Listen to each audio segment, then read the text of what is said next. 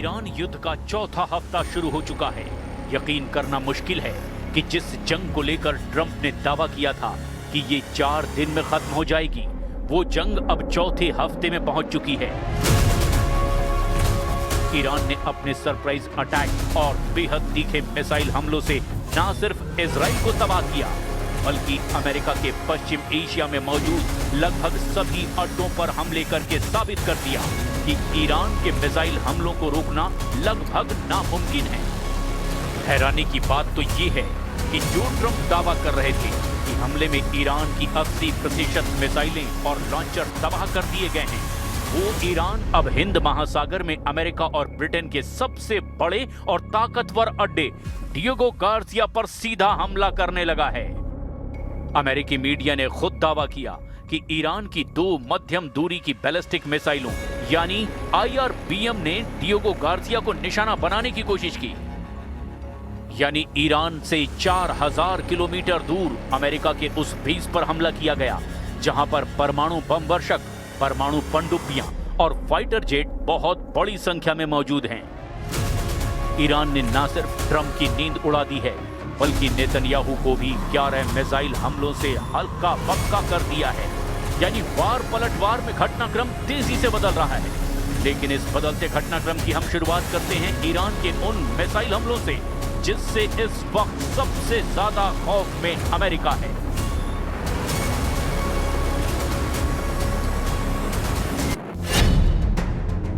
Diego Garcia पर सीधा attack, 4000 kilometre दूर ईरान का हमला।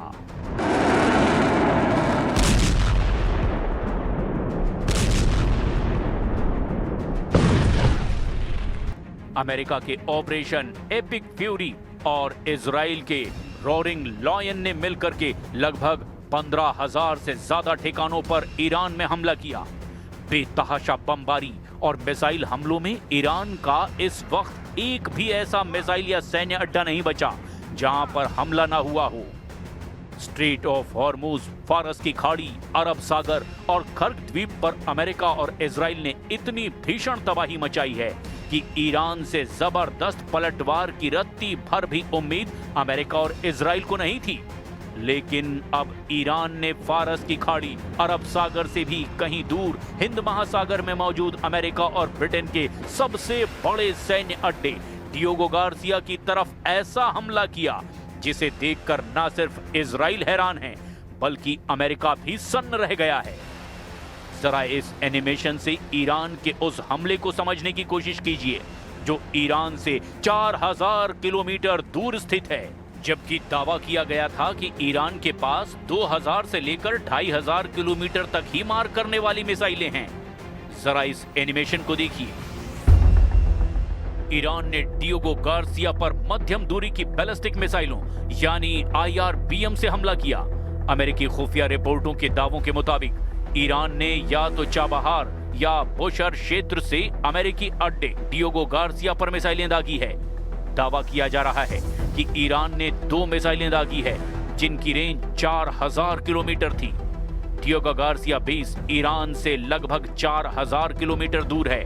अब तक ईरान की घोषित मिसाइल क्षमता केवल 2000 किलोमीटर तक थी, लेकिन इस हमले ने साबित कर दिया कि ईरान के पास गुप्त रूप से लंबी दूरी की मिसाइलें मौजूद है।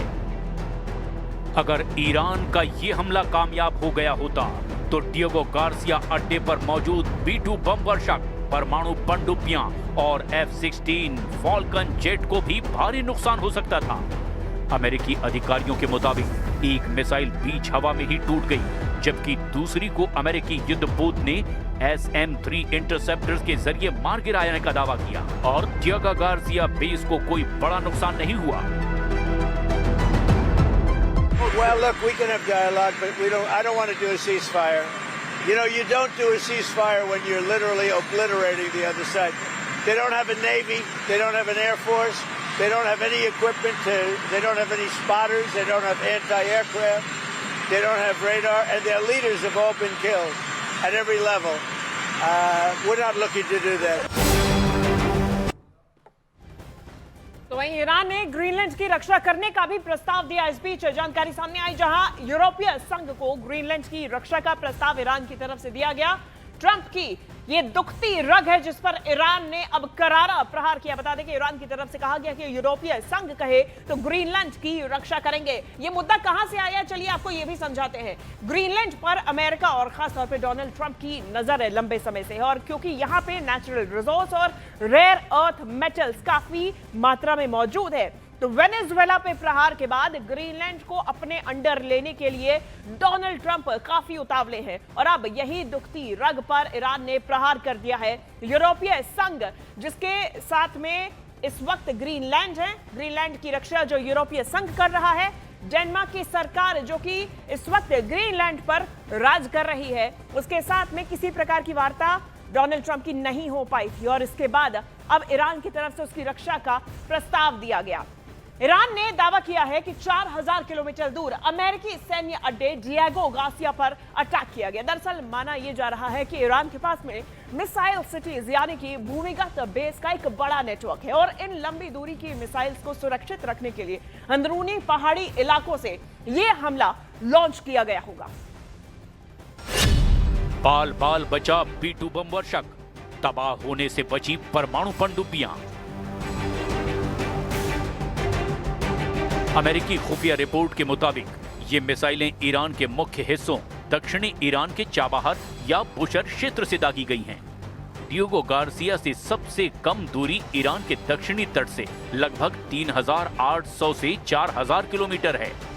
एक अनुमान के मुताबिक यहां से मिसाइलें दागी गई, ये एक संभावना है, और ईरान के पास मिसाइल सिटीज यानी भूमिगत बेस का एक बड़ा नेटवर्क है। माना जा रहा है कि इन लंबी दूरी की मिसाइलों को सुरक्षित रखने के लिए अंदरूनी पहाड़ी इलाकों से लॉन्च किया गया होगा। डिएगो गार्सिया हिंद महासागर के बीचों बीच स्थित अमेरिका का सबसे गुप्त और महत्वपूर्ण सैन्य बेस है। इसे फुटप्रिंट ऑफ फ्रीडम भी कहा जाता है, क्योंकि यहीं से अमेरिका पूरे मध्य पूर्व और एशिया पर नजर रखता है। इस बेस से अमेरिका मुख्य रूप से लंबी दूरी के हमलों को अंजाम देता है। ईरान ने इसी अड्डे पर हमला करके अमेरिका की नींद उड़ा दी है।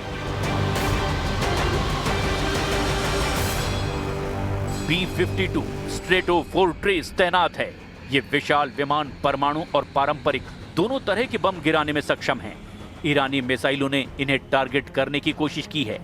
B-1B लांसर ये सुपरसोनिक बम वर्षक है जो भारी मात्रा में गाइडेड मिसाइलें ले जा सकता है। ये भी ईरानी मिसाइलों के टारगेट पर था।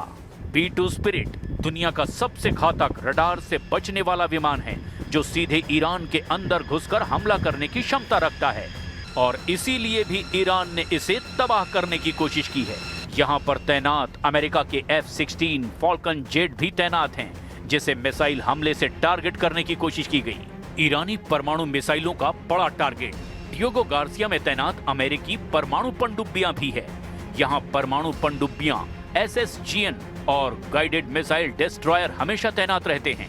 यहाँ अमेरिका के विशाल रसद जहाज प्री पोजिशन्ड शिप्स भी रहते हैं, जिनमें एक पूरी आर्मी ब्रिगेड के लिए महीनों का राशन, टैंक और गोला बारूद भरा होता है। इसके अलावा अमेरिका के लॉजिस्टिक्स विमान जैसे हवा में ईंधन भरने वाले KC-135 टैंकर और भारी सामान ढोने वाले C-17 ग्लोब मास्टर भी ईरानी मिसाइलों के टारगेट पर थे। ईरान ने इस बार खुर्रमशहर 4 जैसे मिसाइलों का इस्तेमाल किया है। अगर ऐसी कोई मिसाइल वहां सफलता से हिट करती तो इसके परिणाम बेहद गंभीर होते। डिएगो गार्सिया वो लॉन्च पैड है जहां से अमेरिका ईरान पर बमबारी करता है। अगर इसका रनवे या फ्यूल डिपो तबाह हो गया होता तो अमेरिका के लिए मध्य पूर्व में हवाई हमले करना बहुत मुश्किल हो जाता और अमेरिका के स्ट्राइक पावर भी खत्म हो जाती। ये द्वीप ईरान से 4000 किलोमीटर दूर है। अब तक इसे सुरक्षित जोन माना जाता था। अगर हमला कामयाब हो जाता तो ये साबित कर देता कि अमेरिका का कोई भी बेस अब सुरक्षित नहीं है। ईरान का डिएगो गार्सिया पर निशाना साधना केवल एक सैन्य कार्रवाई नहीं, बल्कि अमेरिका को यह संदेश देना है कि अमेरिकी अड्डे ईरानी मिसाइलों की पहुंच से बाहर नहीं हैं।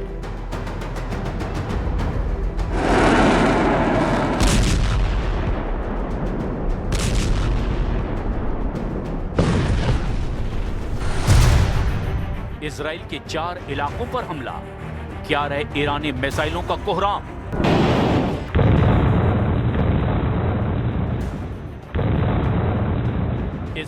ईरान के हमले सबसे आक्रामक दौर में पहुंच चुके हैं। भीषण तबाही और बर्बादी झेलने वाला ईरान अभी भी इजराइल पर इतने प्रचंड और सटीक हमले कर रहा है जिसने लगभग पूरे इजराइल में कोहराम मचा रखा है। लेकिन सबसे ज्यादा हैरानी की बात तो ये है कि जितने हमले ईरान अकेले अपने दम पर इजराइल और अमेरिकी अड्डों पर कर रहा है, उससे 20 गुना से भी ज्यादा हमले अमेरिका और इजराइल मिलकर ईरान पर कर रहे हैं।